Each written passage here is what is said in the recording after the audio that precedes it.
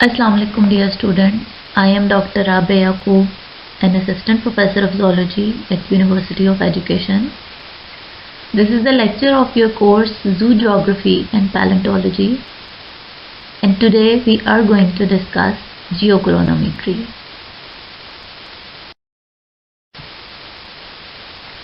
Geochronometry, actually it is the combination of three different words. Geo is related to earth or rocks. Chronology, it is the arrangement of events in order to their occurrence, and metry is related to measurement. So we can say that geochronometry, it is the determination of age of rocks or other earthen materials. For the determination of age of earth, we uses different methods.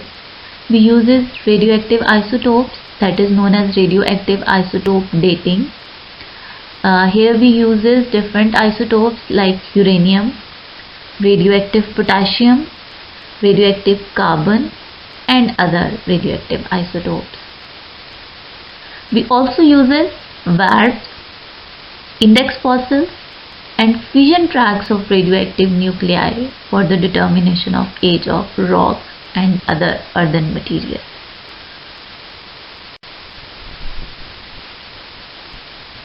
How carbon-14 is produced?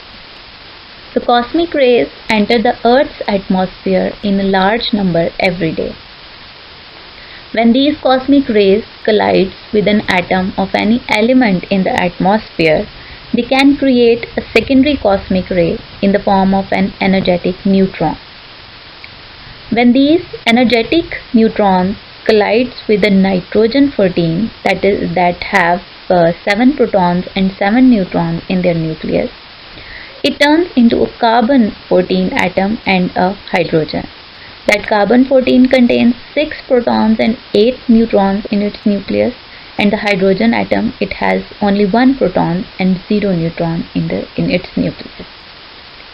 Since nitrogen gas make up about 75% of the Earth's atmosphere by volume, a considerable amount of carbon-14 is produced.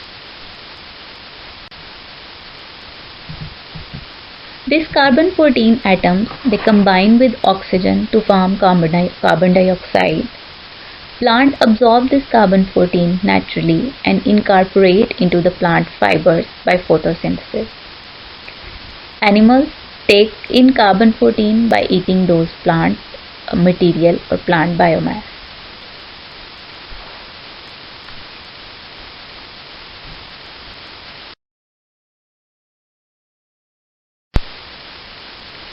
The ratio of normal carbon to carbon-14 in all the living things at any given time is nearly constant. That may be 1 in a trillion carbon atom are carbon-14. Other isotopes of carbon, carbon-12 and carbon-13 are stable, but carbon-14 decays by very weak beta decay to nitrogen-14 with a half-life of approximately 5,730 years.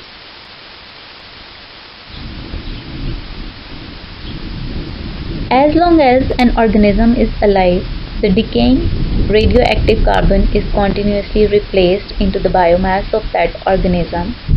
However, when the plant or animal dies, it stops taking in carbon-14, and as the carbon-14 decays, its proportion to the total amount of carbon decreases in a way which is directly related to the time elapsed since death. Half of any given quantity of carbon will disintegrate in 5,730 years. Hence, the age of rock or fossil can be determined by measuring their carbon content and comparing it with the amount of living specimens.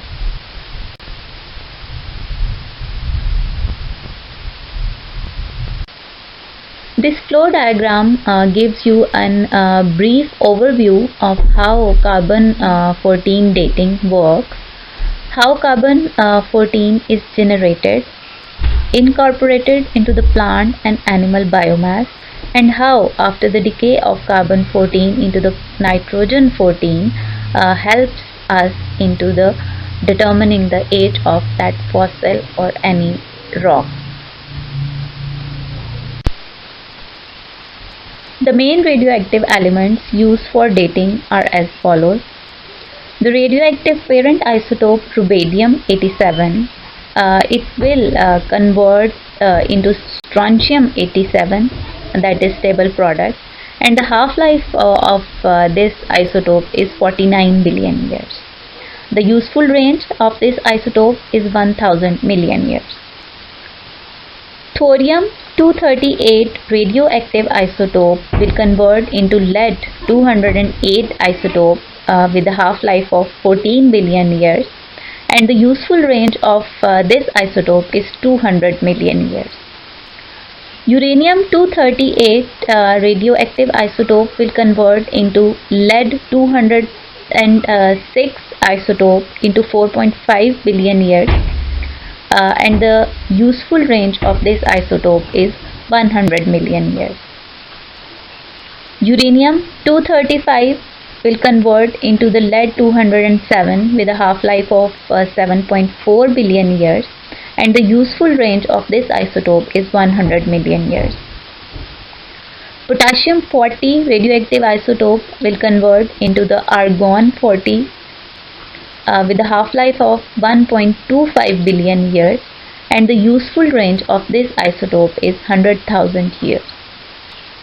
Carbon-14 will convert into the nitrogen-14 with a half-life of 5,730 years, and the useful range of this isotope is 75,000 years. Other methods which can be used in place of radiometric dating for absolute dating of rocks and fossils are warps, index fossils, and splitting or fission of nuclei of radioactive atoms. A warp is a sediment that shows a yearly cycle. These sediments are often deposited in the glacial lakes. Each year, a light-colored sandy layer is deposited in the summer and a dark-colored layer is deposited in the winter. Usually, the light-colored summer layer have coarse granular particles, while the dark-colored winter layer, it has fine sandy particles. By counting the pair of layers, it is possible to tell the age of that glacial rock. You can see in these figures there are layers, alternate layers of light and dark bands are present, and these bands or these layers can be helpful for determining the age of that rock. Index fossils or indicator fossils are fossils of widely distributed organisms that live during only one short time period in the geological time scale. These index fossils are helpful for determining the age of rocks that are present at different locations. For example, rocks having at different localities having the same fossils that may be predicted that they belong to a specific geological time scale. Another very convenient method to determine the absolute age of rock is determining the tracks which is formed by splitting of radioactive atoms. The splitting of nuclei of radioactive atom is another method of dating. The high energy particles that are split off, they leave microscopic cracks that can be counted under a common optical microscope. The older the rock, the greater the number of tracks.